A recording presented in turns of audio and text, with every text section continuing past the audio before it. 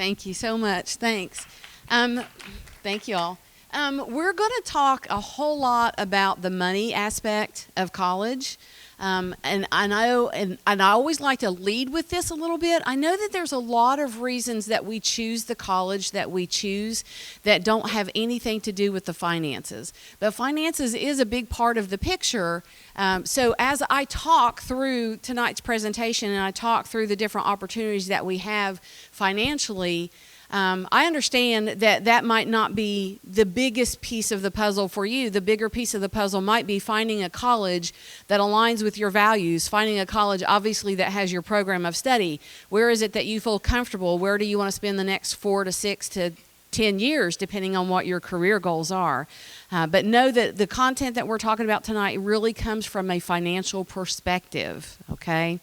We're going to dive in. Hopefully, everybody got one of these brochures as you came in, because I'm going to be talking about some of the content that's in here as we move through the presentation as well. We're going to cover a lot of different things. I like to start by letting you know, here's where you're going to find money, all right? You're going to find money from the federal government. You're going to find money from the state. Those are the two things that I'm going to talk about the most because those are the areas of my expertise, the federal and state money. But we're also going to talk a little bit on scholarships and how you get those scholarships from the college of your choice, and then the advantages of local and private scholarships that are accessible to you through your community, and you can get access to those through your school counseling office. So we'll talk about all of those things. So leading into all of this, I want to make sure that everybody is aware of different programs that we now have from the state and different entities in the state that are going to help you with post-secondary. So these are in addition to the main stuff. This is some new stuff that has passed legislatively, and you may not have heard about these things yet. So the first one is the fact that we have what I like to call expanded our Hope Scholarship. So Hope Scholarship is a scholarship that students access when they reach a 21 or higher on the ACT or a 3.0 or higher unweighted GPA. Previously, Hope Scholarship rules said that students get the Hope Scholarship for up to a bachelor's degree or 5 years. And this starts when you enroll in an Hope-eligible institution. All right, so we've recently changed those rules, and it no longer holds with it completion of a bachelor's degree, which means if you are a student and it takes you 3 years to get a bachelor's degree because you did dual enrollment or you did AP or you got some other type of college credit while you're in high school, you still have 5 years to use the Hope Scholarship, meaning you can now use Hope Scholarship for an advanced degree, master's degree, doctoral level degree, whatever it is you're working for, up to 5 years. All right, so this is huge for our students to be able to have money past the bachelor's degree. Very, very uncommon. All right, the next one is our Tennessee Future Teacher Scholarship. How many of you are thinking, I'm going to be a teacher? Awesome. There's usually not a whole lot of hands, but there's starting to be more hands. I'm really excited that people are kind of like gravitating towards that again, that level of service, right? So if you are going into a teacher prep program, the state of Tennessee is going to pay your tuition for your junior and senior year. And so now we're not going to pay for freshman and sophomore year because you have a couple of options there. One, you can use Tennessee Promise. Tennessee Promise will cover your tuition for your freshman and sophomore year if you choose to use it. I'm going to talk a lot about Promise so you'll know exactly how it works. But then once you enroll in a teacher prep program, which would be the end of sophomore year or the beginning of junior year when you declare a major, that's when you're enrolled in a teacher prep program, and we will begin to pay your tuition. We're going to pay your full tuition for that junior and senior year if you are attending a public institution. If you're attending a private institution, then we're going to pay whatever we would have paid at that public institution.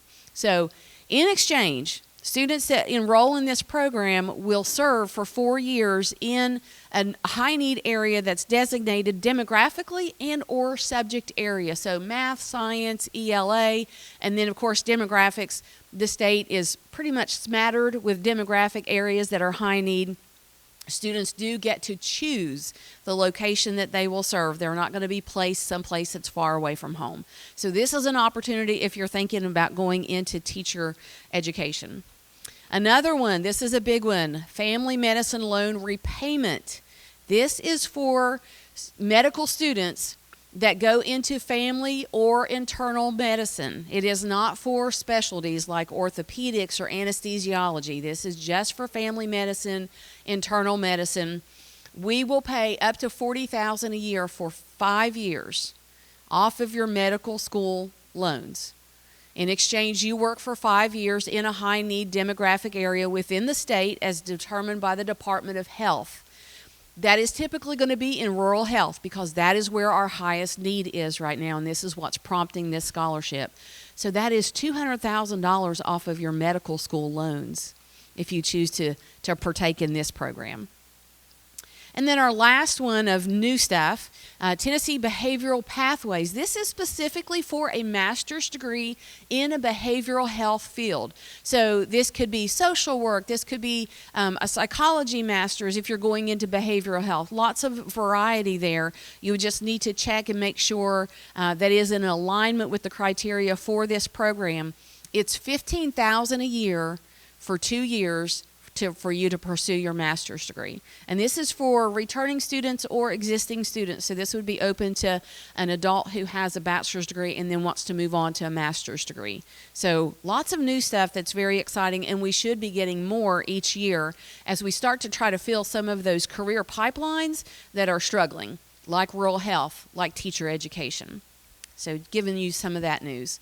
Let me kind of define the difference between need-based aid and merit-based aid, because we're going to be looking at a lot of different awards. Some are need-based, some are merit-based, and it's important to understand the difference and be able to identify those things. So need-based means that when you complete your FAFSA application, you have been determined to be eligible for need-based aid. It is that single application that makes this determination for you, but every place and everybody that's going to give you funding to help you pay for college is going to want a copy of that FAFSA so they can determine if you are eligible for need-based aid in any form, all right? There are different pools of money, so it's not a I am or I'm not.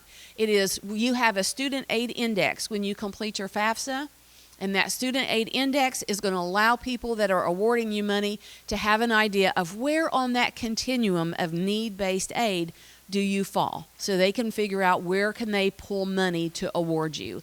So it is based on family circumstances, family adjusted gross income. That said, when we do the FAFSA application, we are using prior year taxes, so the tax year that we've just completed, and so you really can't do much to change that information.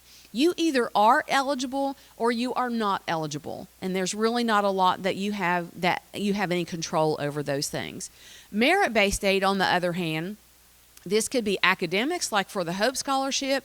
It could be athletics, performance, anything that a student does that has gained them access to a merit-based scholarship.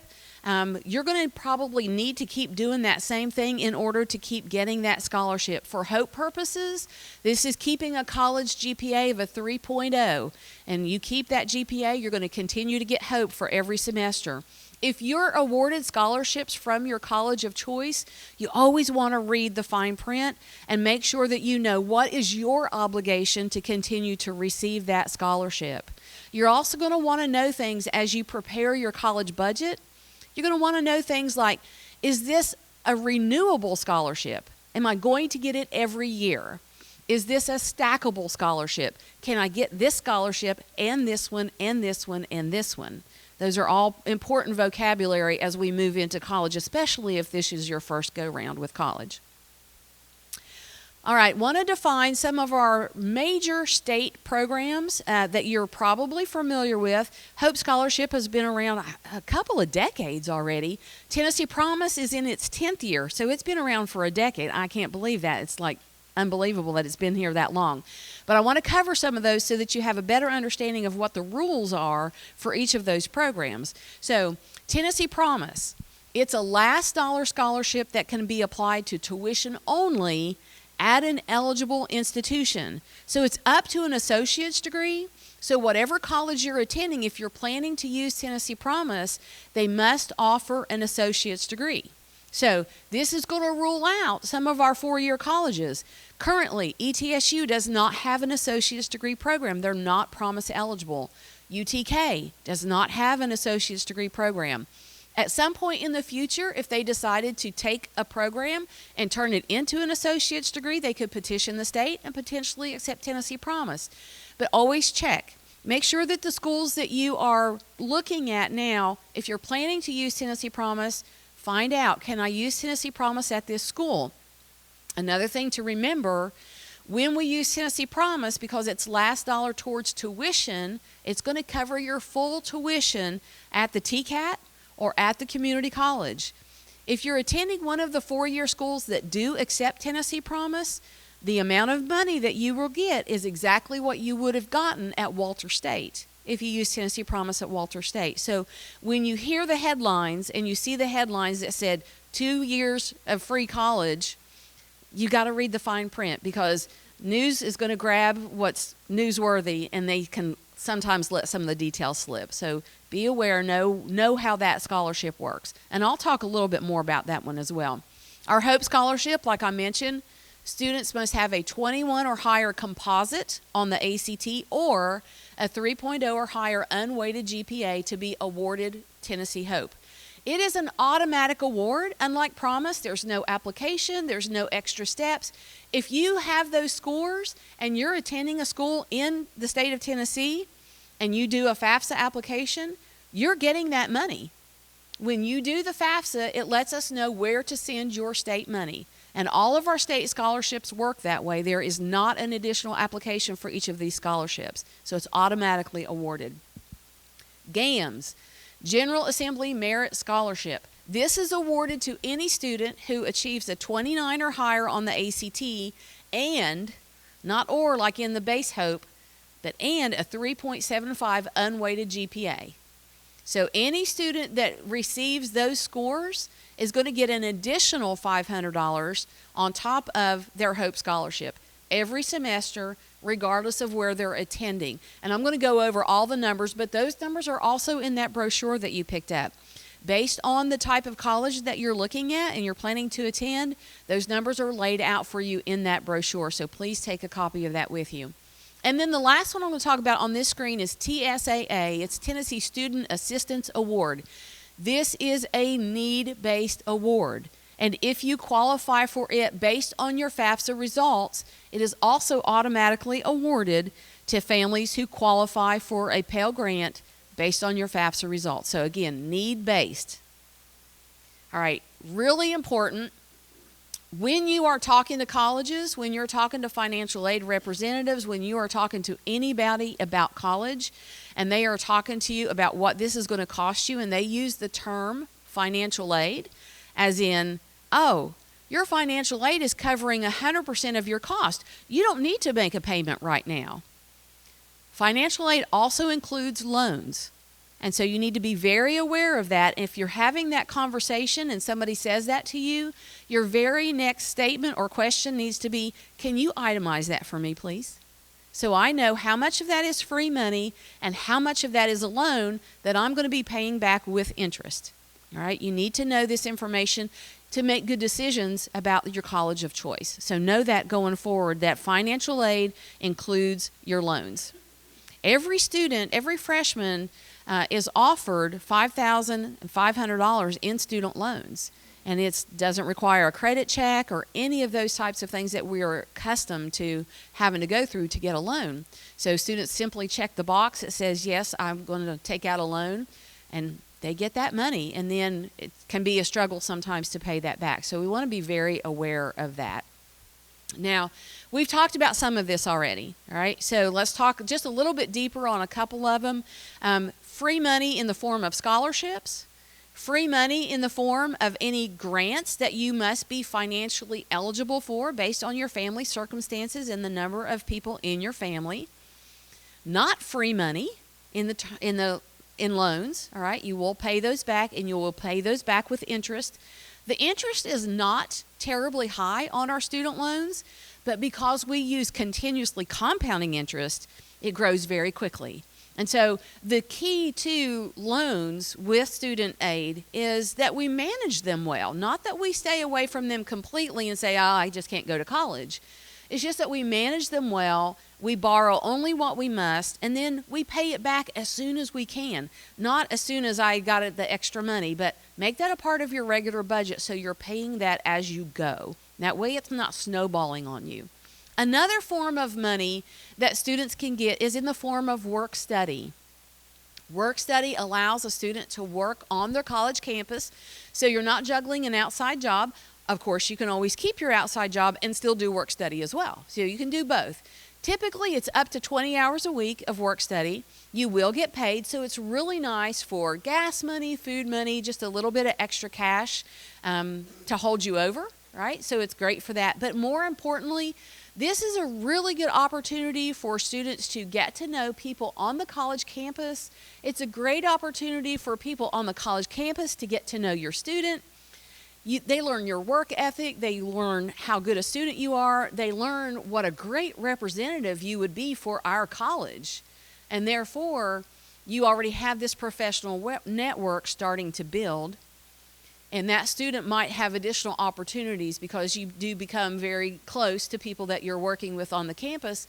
When there's a new scholarship, you might be the first one. If there's a leadership opportunity, a conference for students, all of which look really good on your resume and will help you get additional scholarships. So take advantage of work study if you have the opportunity to do that.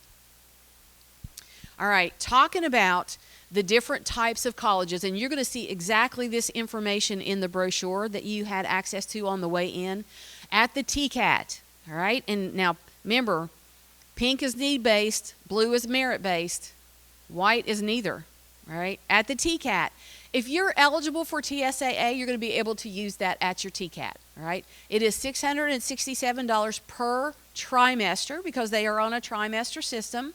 And then every student that graduates from a Tennessee high school, completes a FAFSA application, and enrolls at a TCAT is also going to get Wilder NAEFI. It is not attached to family income. It's not attached to ACT and GPA. So every single student gets it. It also pays $667 per trimester. And then, of course, not on this screen, but because it is up to an associate's degree, students that complete the Tennessee Promise process are going to be able to use Tennessee Promise to pay the balance of their tuition every trimester up until the time that they complete a program. So every student goes to the TCAT tuition free. There are other costs. There are books, there are supplies, there are steel-toed shoes and scrubs and all kinds of things like that that you may need for your program of study, but the state pays full tuition for any student that wants to go to the TCAT. This is for adult students too. You can go to the TCAT for free. All right, at the community college, you're going to see that TSAA again, all right, need-based. At the community college, it's paying $1,000 per semester. Every semester that you're eligible based on your FAFSA completion from the year before, right? Now at the community college, we're starting to see our Hope Scholarship kick in. 21 or a 3.0 gets you $1,600 at the community college each semester. That is not the full cost of tuition, okay? It's partial tuition. Tennessee Promise is then going to kick in and pay the balance of your tuition all the way through to that associate's degree. If you get GAMS, because you reach that 29 and a 375, you get that extra $500. If you get Aspire, I didn't talk about that on the other one, it's much less common. So Aspire is awarded to students who meet both HOPE and Pell eligibility and meet that criteria that you see on the screen, family adjusted gross income of less than $36,000 a year. All right, so it has some very strict financial guidelines, but there is some extra money for students who meet those guidelines. And again, all of these are automatic awards. You don't have to search out an application. We get your information from your school counselors about your grades. We get your information about family dynamics from your FAFSA. You tell us where to send your money, and it's waiting for you when you get there. Right? Very helpful to have it that way. From a Tennessee Promise perspective, and you will see this on the brochure, but folks, that is last year's brochures. So you might need to shift the year on some of those dates to make sure, just to kind of keep it in line with this year's senior class, because those were produced for last year's senior class. So you're going to apply by November the 1st. That application is open. I know your Niswonger folks are well underway with making sure that students are getting that application done and ready to go. And so I don't worry about that too much. We do ask every senior, to do the Tennessee Promise application process and maintain your eligibility to use Tennessee Promise until the day that you set foot on an ineligible college campus. So this would be an out-of-state school or a four-year school that does not accept Tennessee Promise. But keep that safety net all summer long, because every summer, every school counselor will tell you, this student, and that student came to me and said, hey, I didn't plan to use Tennessee Promise, but this happened or that happened, and now I've decided I'm going to need to use Tennessee Promise. How do I do that? And you can't. This is your only opportunity. All right, it takes very little time and effort to complete the steps. Please keep that safety net in place. Your mandatory meeting will be here at your school. I'm sorry, I don't have those dates, but I bet Mr. Morrison might have them, or your school counseling office is going to have those dates. You will get emails from Tennessee Achieves. Once we close the application, you're going to start getting emails every Monday, and it will tell you everything that you need to know, and you'll be like, can I please hit stop and stop getting this email? No, you can't. You're going to keep getting those emails all the way through the process to remind you of every step of the way. And then 8 hours of community service by July 1. All right, this is July 1 after graduation, so you have plenty of time to get in that 8 hours of community service, and you can do it almost anywhere. So we like to see you align that with your career goals, or to do something meaningful in your community with those 8 hours. You can structure it however you like. You will log it on the Tennessee Achieves website. They are the partnering organization for Hawkins County, and so you will log that on their website. They manage all of that community service. I like to do a visual on Tennessee Promise so students and families kind of get that visual picture of how Promise is applied. Remember, it is a last dollar scholarship that's applied to tuition only. So you're going to see two dotted lines up here. That lower line, that's tuition, all right? That upper dotted line, that's what we call cost of attendance. Cost of attendance includes your tuition, plus your books, your transportation, your housing, your meal plan, all of those other things that go along with the cost of college. Tennessee Promise will pay your tuition. It will never pay anything more than that. So you will never get money back like some students do from Tennessee Promise. You might get it from Hope, you might get it from Pell, you might get it from your college scholarships, but you will not get it from Tennessee Promise, all right? It only covers tuition. So you can see several examples up here.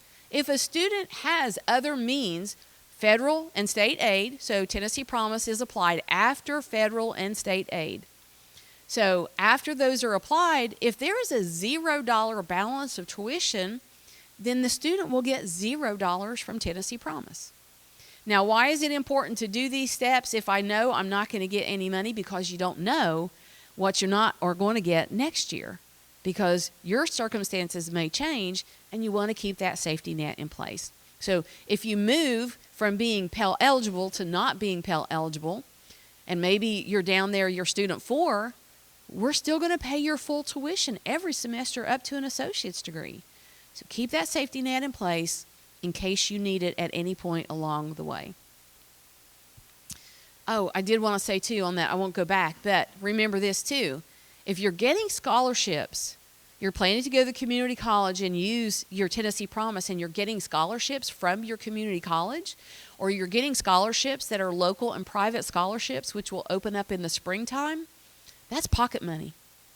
Because Tennessee Promise is still paying your full tuition after federal and state aid, so all of those scholarships are going to be able to be used for your books and supplies, transportation, and those other costs of attendance, all right? Can be pretty lucrative to do it that way.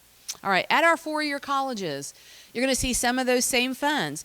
I will point out that in Hope Scholarship, if you're going to a four-year school, because our four-year schools are more expensive than our two-year schools, your Hope Scholarship goes up, $22.50 per semester for your freshman and your sophomore year. And then when you become a junior, based on your college's determination of junior standing, you go up to $28.50 per semester. All right, so if you go community college and then you transfer that associate's degree over to your four-year school into your bachelor's degree, you're a junior. So you're starting at that 4-year school using $2,850 for a Hope Scholarship. If you got dual enrollment and you got a lot of dual enrollment and you're graduating high school with an associate's degree, you're a junior.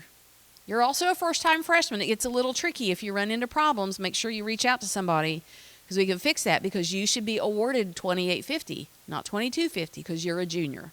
All right? Lots of ways you can get there. All right, all of this, all of it, every dime that you can get to help you pay for college starts with that FAFSA application.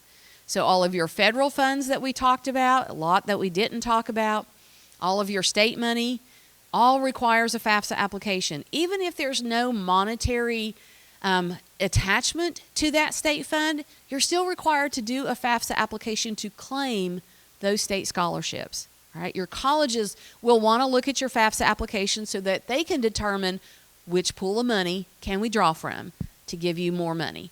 All right? Even local scholarships are moving to a system where they're looking at your FAFSA application to determine your eligibility. And folks, please don't kind of like fall into that line of thinking that, oh, well, all the money is going to people who qualify for a Pell Grant. This is not necessarily true. In fact, there's a lot of scholarships because scholarship donors get to determine what is the criteria for the scholarship. If I'm going to donate $30,000 in scholarship money, guess what? I get to say who gets this money, right? And a lot of scholarship donors are very aware that if you have need-based aid, that you're getting a lot of extra aid. And so they will set up and structure scholarships to require that particular student for that scholarship to not be eligible for need-based aid, because they want to make sure that they're covering the gap for students who are not qualifying for that extra money. All right. So please don't feel like this is like this is a weighted situation. There is lots of money, and it's a continuum on how they can award. All right.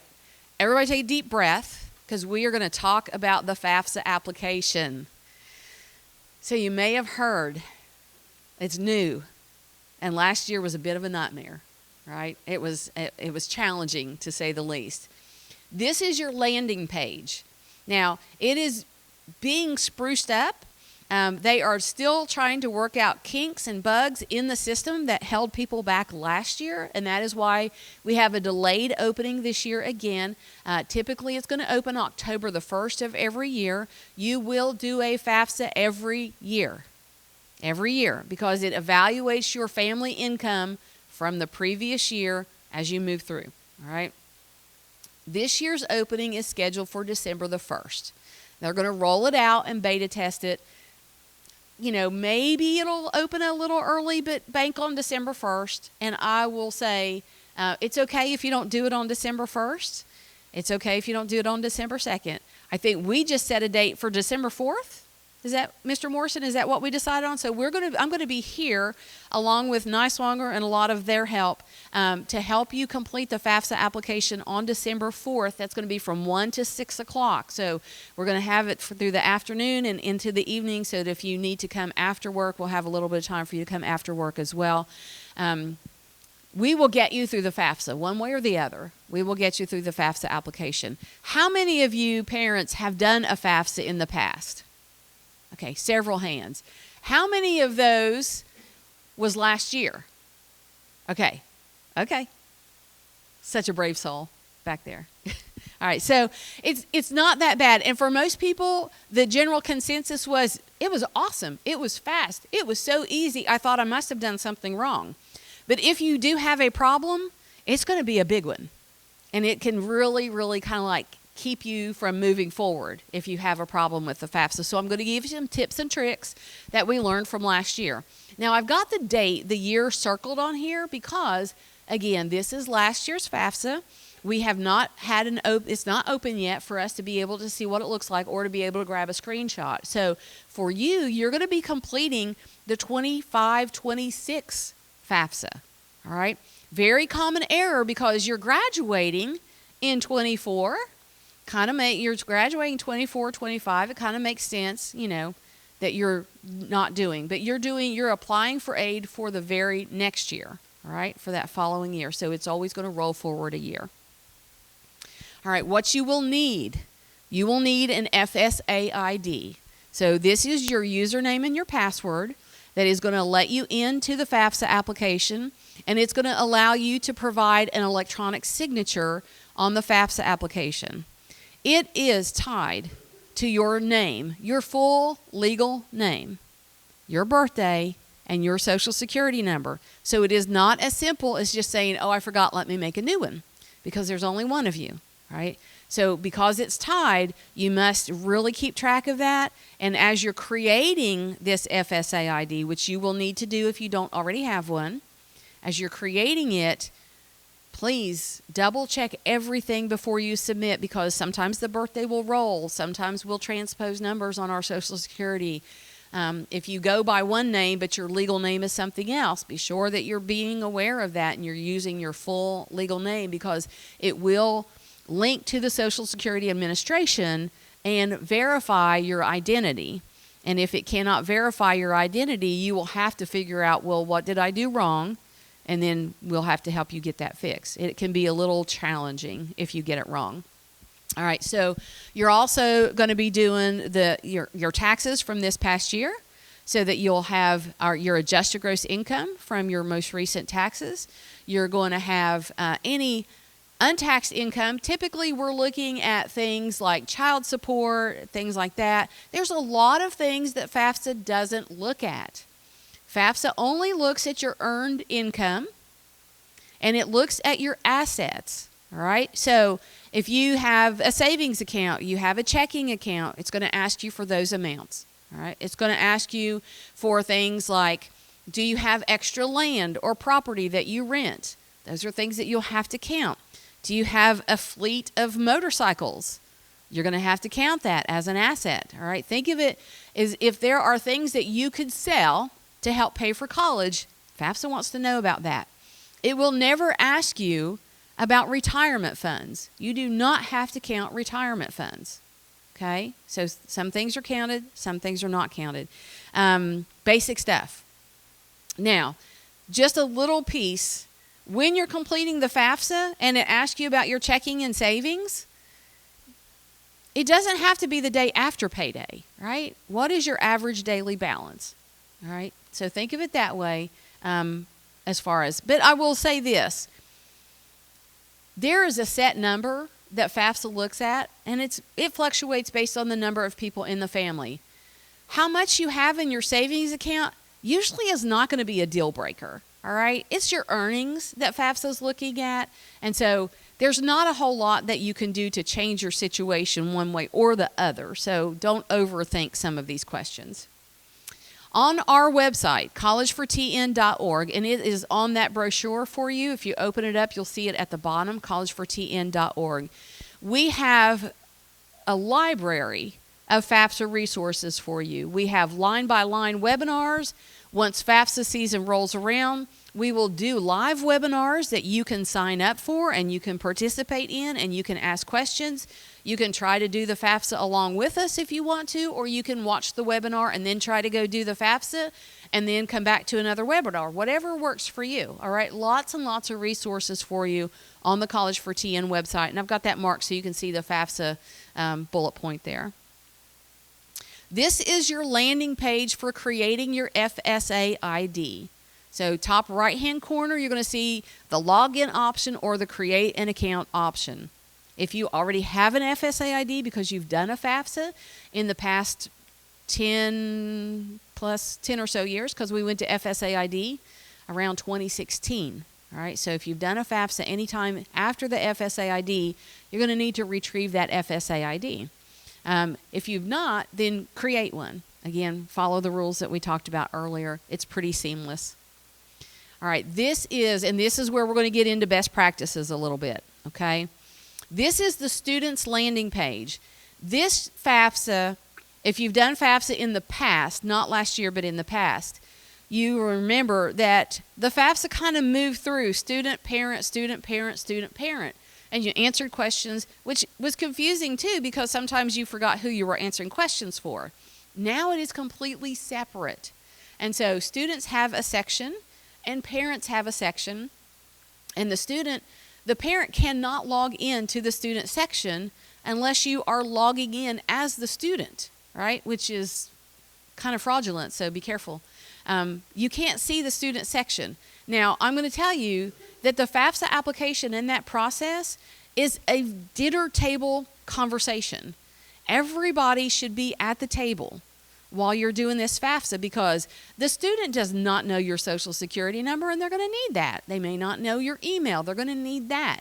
So everybody should be at the same place at the same time, because that's going to make it easiest to do it that way. So student section comes in. You're going to log in as the student after you create that FSA ID, obviously. Please do your FSA ID at least 10 days before you plan to sit down and do the FAFSA application, because it has to verify against Social Security Administration before you can use it, all right? Usually it's only about 3 days, but 10 days gives you a good cushion to get that taken care of before you start to do the FAFSA. Landing page for student or parent, and you're just going to select which one you are, all right? Whoever logs in, choose the right role for you. This is just a reminder, you are a Tennessee resident. All right, even if you just moved here last week and this is your first week in Tennessee, you're still a Tennessee resident. So be sure, because some of the questions around that question can be a little tricky, and it may make you think, oh, well, they want to know where I lived before. We don't. We want to know where you live now, which is Tennessee. So be sure and put Tennessee in there and watch. This is a field that also scrolls, and so very common error. We can't not see your FAFSA application because it accidentally scrolled to Texas. And Texas can see your FAFSA application, which will not help you with money for college from Tennessee. So double check that before you move through. Once you put Tennessee on your FAFSA application, it will upload to the state. And so I can see that you have completed a FAFSA application. I can't see your FAFSA, so I don't know any of your income information.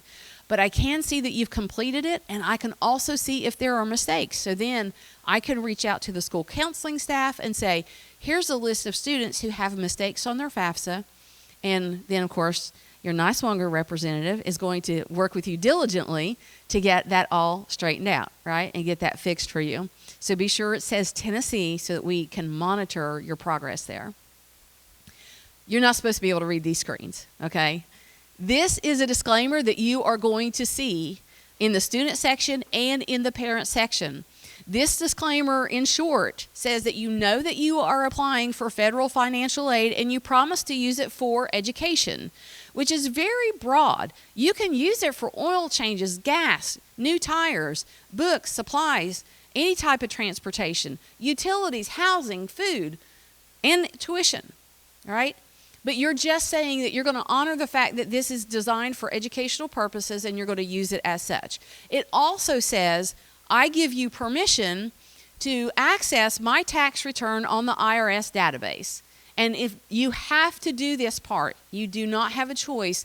The only choice is to not do a FAFSA application if you choose not to give them access. It's part of the disclaimer. You're going to see it more than once on the FAFSA application. All right. We are still in the student section. And yes, that question says, are your parents married to each other? All right. So in the student section, FAFSA goes through and asks the student questions about their parents to find out who is the FAFSA parent. Now, we'll get into this whole conversation about quirky family dynamics. It is one of my favorite things to work with. If you have an unusual family situation, I will ask that you come and see me afterwards so we don't have that general conversation with everybody in the room. And I can maybe help direct you as to who is the FAFSA parent in your situation. I will tell you this. You will never have more than 2 parents on the FAFSA application. All right? You will never have a biological parent and a step parent and the other biological parent. All right? But it's going to go through and ask these questions of the student to determine which parent is the FAFSA parent. Now, in years past, it was always with whom the student resides. They have changed that language, and now the FAFSA parent is supposed to be the parent who earns the most and has the greatest amount of assets. Go figure, right? We have to give you less money, so of course we're going to make you the FAFSA parent. So it's going to move through and determine that. Again, if you have questions about any aspect of that, come and see me afterwards, and I'll kind of talk through it with you depending on your individual circumstances. I will tell you this. If you are a biological parent and you are remarried, or repartnered, and there is a second step parent in the picture, that step parent must go on the FAFSA application, as does their income, right? And they must consent to have that information put on the FAFSA application, okay? It can be a little sticky sometimes. All right. Now, this is a big one. I've talked about the FAFSA parent, but you can see you have two columns there. One for the FAFSA parent, and the next column is for the FAFSA parent's spouse or partner. So when the student completes the FAFSA application, if they don't change it, you're still going to see two columns. The student should only be filling out the FAFSA parent column, not both columns, not both parents, only one. When the parent does the parent section, then you will fill out your spouse or partner section from the parent side. Hopefully, FAFSA has figured out that this is causing problems and there will only be one column this year, but without having access to it yet, we just don't know for sure what that's going to look like. But try to remember that. Students are only going to fill out the one. It is going to generate an email to the FAFSA parent. Parents, once you've got that email, then you can log in as the parent and start working on the parent section. Not before. Not before you get that email, because it will mess you up. Okay? Make sure you get that email, then you can log in. We're winding down here. Okay? Here's the other disclaimer that you're going to get at the end of the application. And when it's asking you to apply your signature, you're simply checking the box beside your name, and you are going to sign and submit the FAFSA all on that same page. Then you have a screen from then on. Whoops, sorry, let me go back one. You have this screen. Both the parent and the student are able to access this screen when they log in, so they can monitor the progress. The email has been sent. The email has been received. The FAFSA has been completed and submitted, and all along that process. All right, so you're always going to be able to monitor that. Let's say, for example, student got your email wrong, right? And so you never got that email. The student can go in and manage their contributors, fix that email address, and resend it. There are lots of ways to fix any problems that you have, all right? So don't hesitate to reach out. You've got a fabulous staff here. You've got a nice younger person here every day now to help you with this. You have local colleges, and it doesn't matter if you're going to that college or not. They are more than happy to help you with your FAFSA application.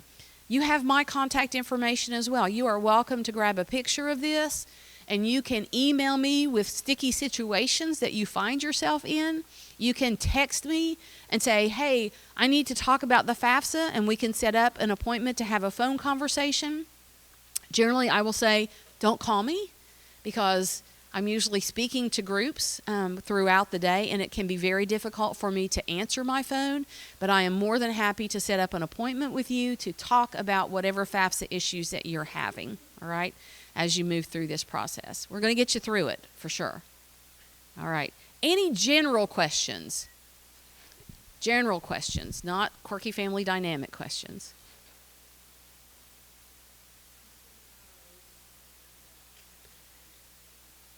IRAs, individual retirement accounts, are not counted because it's retirement.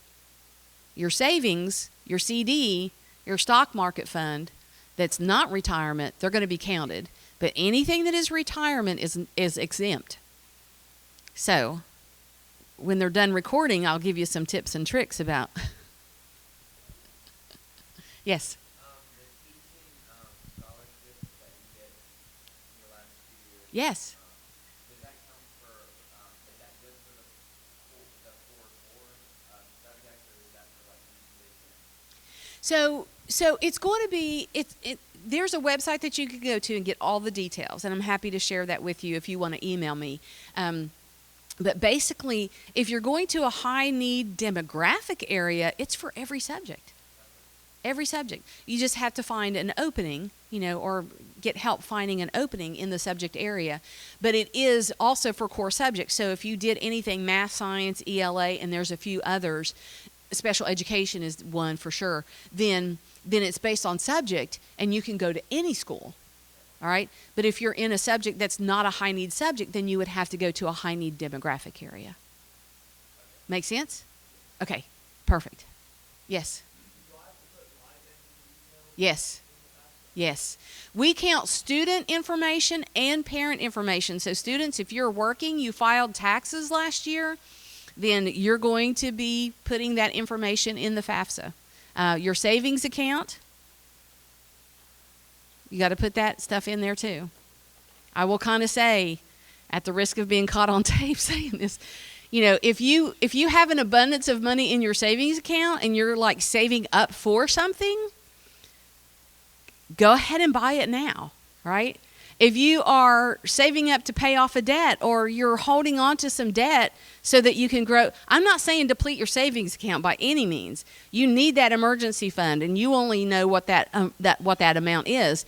But if you have a surplus, but again, over is over, and moving money around for the most part is not going to make a difference for anybody in terms of need-based aid. Okay, but you know, if you feel like you're on the borderline, come talk to me. We'll talk about it in more detail. All right. Anything else of a general nature? Yes.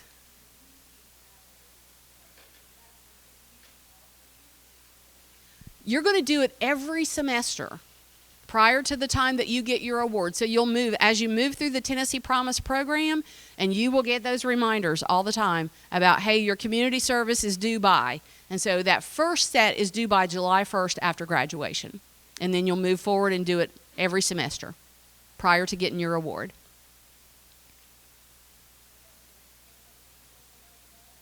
So community service can only start after the Promise application closes, which is November the 2nd. So, but here's the thing. Now, if you get 20 hours for HOSA after November the 2nd, 8 of them could be counted for Tennessee Promise as well. So you can double dip. It just happens to happen after November 2nd and before July 1. And be sure to log it. We have so many students who lose their Tennessee Promise. They do everything, and they forget to log it on the Tennessee Achieves website. So be sure that you're logging those community service hours. Anything else? Yes, and that process is on that brochure. Again, that's last year's brochure, so kind of switch your dates around a little bit there. Okay. All right. Mr. Morrison, you want to close us out? And then if you have Quirky Family Dynamics questions, please come and see me up here. Okay, thank you, Erica. We just threw a whole ton of information at you all. I'm sure you may have some questions afterwards, and you can come up and speak to us at that point. Over the next coming days, we're going to get with your students individually and cover their transcripts, see what requirements they have left to do. We'll be doing a senior exit interview with them. We will talk to them about financial aid and college choices and those type of things individually. And one person I did not get a chance to introduce when we first started is Miss Sydney Hall. She's right over here. She's our nice long-term care representative. She's waving. Stand up. Thank you. Miss Sydney is going to be taking students out and having them apply for Tennessee Promise and an FSA ID. So we're going to be taking care of that for everyone, okay? There's plenty of help available that for the FAFSA. If you guys still need help with the FAFSA, once you start that process, like I said, we just changed the date to December the 4th because that date is going to be where most people have an opportunity to start filling out the FAFSA, okay? But if you have any other questions or anything else, please come up and let us know, okay? Thanks for coming out.